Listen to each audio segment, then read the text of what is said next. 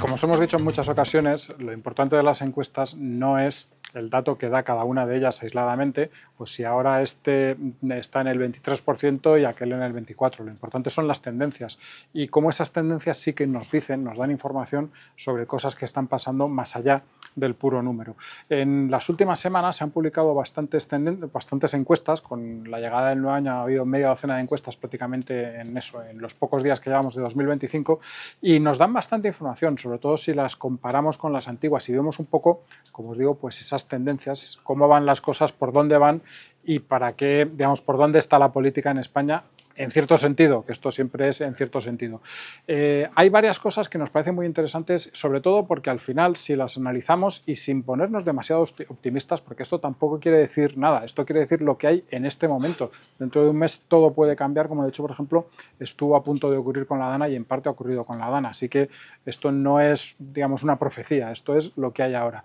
Bueno, pues como os digo, esas tendencias, esa información que nos dan las encuestas últimas y la comparación con las anteriores, la verdad es que yo creo que son bastante preocupantes para el gobierno. Creo que el gobierno debería, no sé si la palabra es asustarse, pero sí desde luego preocuparse. Y desde luego muchas de las cosas que hace el gobierno nos dan esa información. Parece que están bastante preocupados, tan preocupados como para montar un centenar de actos alrededor de Franco durante este año. Es decir, que no sé, sí que parece que ellos también ven encuestas que no son solo las de Tezanos y que les preocupan bastante. Os voy a dar algunos de esos datos que, como digo, deben preocupar al gobierno. El primero es que, aunque muchas veces, y sobre todo yo creo que en nuestro entorno más o menos ideológico, sociológico, hay otra percepción, lo cierto es que el PSOE sí que está cayendo.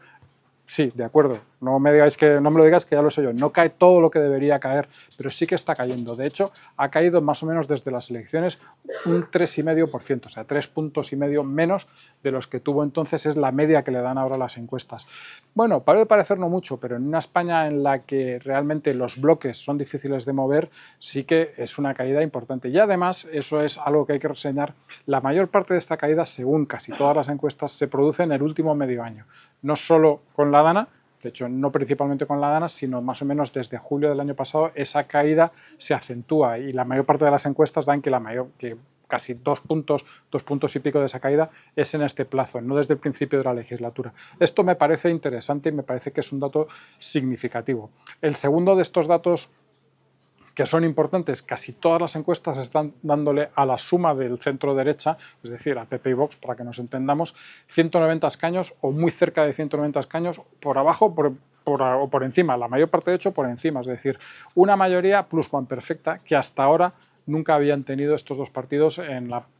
los pronósticos demoscópicos. Sí, ya sé, me vais a decir todos que también antes del 23 de julio del 2023 le daban mayoría, pero lo cierto es que esa mayoría nunca fue tan alta. ¿Que pueden llegar las elecciones y cambiar? Sí, claro, está claro. De hecho, es más, os voy a decir una cosa, si hay elecciones probablemente cambiará y si las hubiera ahora probablemente no tendrían una mayoría tan amplia, pero sí que les da un margen que en aquellas elecciones pues no tenían y al final acabamos como acabamos, que es con Pedro Sánchez otra vez de presidente. Además, esta mayoría se da en una circunstancia muy concreta, que es que el PP está bajando, es decir, a pesar de que el PP está bajando en los últimos meses, fruto sobre todo de la Dana, pues esta mayoría sigue en máximos,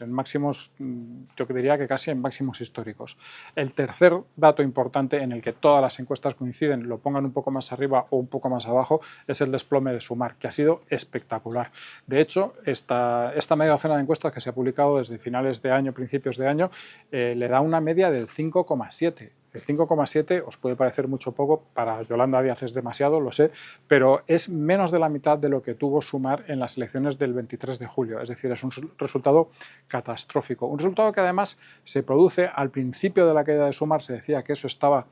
ayudando al PSOE a sobrevivir, pero ahora ya caen los dos al mismo tiempo. Es decir, ya no, esos votos parece que ya no sirven para suplir el agujero del PSOE, o que se van a la abstención, o que se van, que es otro dato importante, a Podemos, que poco a poco va subiendo, sigue estando en la media de estas encuestas, por ejemplo, en un 4,5, es decir, no es un porcentaje enorme, pero bueno, están ahí, resisten, que era algo que cabía preguntarse si iba a ocurrir, y pueden amargarle la fiesta a Yolanda Díaz. Además, otro dato que en este caso debería preocupar no solo a Pedro Sánchez, sino también a la propia Yolanda Díaz, es que Sumar sistemáticamente lo hace peor en las urnas que en las encuestas, excepto en las elecciones de julio, que cumplió bastante los pronósticos que había. En todas las que ha habido posteriormente ha estado bastante peor en las encuestas, en las elecciones, en las urnas, que en las encuestas, con lo cual, si estás bastante peor que el 5,7%, es que prácticamente desapareces. Cuarto dato importante, una clave que no hay que perder de vista y de hecho casi os diría que me parece casi la más importante de todas que estamos contando. El hecho de que el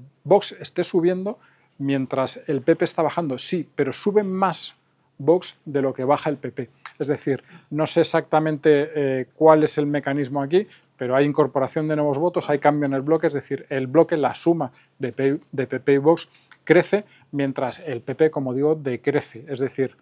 gana más Vox de lo que pierde el PP, para que os entendáis, y eso es importante porque eso marca la fortaleza real de unos y otros, y eso es lo que está permitiendo, de hecho, esa mayoría de como 190 diputados. Por cierto, si a los votos de PP y Vox le sumásemos también, entendiendo que son de derechas, yo no estoy seguro, pero bueno, más o menos, los de Se acabó la fiesta, que desde luego no sé si ellos lo son, pero probablemente sus votantes sí, el voto total de ese centro derecha estaría rozando el 50% en casi todas las encuestas, que es,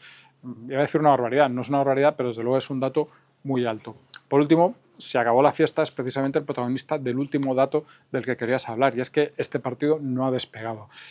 Hace unos años, en 2014, hace ya más de 10 años, Podemos tuvo un resultado espectacular en unas elecciones europeas y a partir de ahí el partido no dejó de crecer. Obtuvo un 8%, casi nadie esperaba eso antes de las elecciones, pero después rápidamente se puso en porcentajes no solo de 2 cifras, sino por encima del 20% y llegó a amenazar, estuvo a punto de superar al PSOE en unas elecciones. Había cierto miedo de que, bueno, miedo para algunos y supongo que esperanza para otros, de que Se acabó la fiesta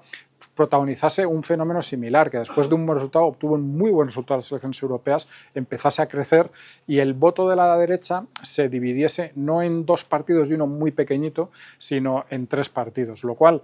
dada la ley D'Hondt y sobre todo, lo más importante, dada la división por provincias de nuestra ley electoral, sería un desastre para la derecha. No está ocurriendo eso, Se acabó la fiesta, está, no sé si camino de la desaparición, pero sí camino de la irrelevancia. Todas las encuestas le dan porcentajes muy bajos, casi todas por debajo del 3%, con lo cual, hombre, sí, ese 3%, digamos, mejor distribuido, le daría más escaños tanto a PP como a Vox y a esa mayoría, pero lo importante es que no es, como yo creo que pensaron algunos estrategas de Ferraz y de Moncloa, no está siendo un torpedo por debajo de la línea de flotación del centro derecha que impida que pueda llegar al poder. No lo está logrando Alvise, además tiene muchos problemas y con todo este conjunto de claves que os doy, la perspectiva para el gobierno es bastante negativa, sobre todo por 2 razones. Primera, el calvario judicial que va a atravesar, aunque intenten quitarlo con leyes que ya veremos si logran aprobar, esperemos que no. Y segunda, el hecho de que sin mayoría parlamentaria no tienes control de la agenda política, no puedes gobernar efectivamente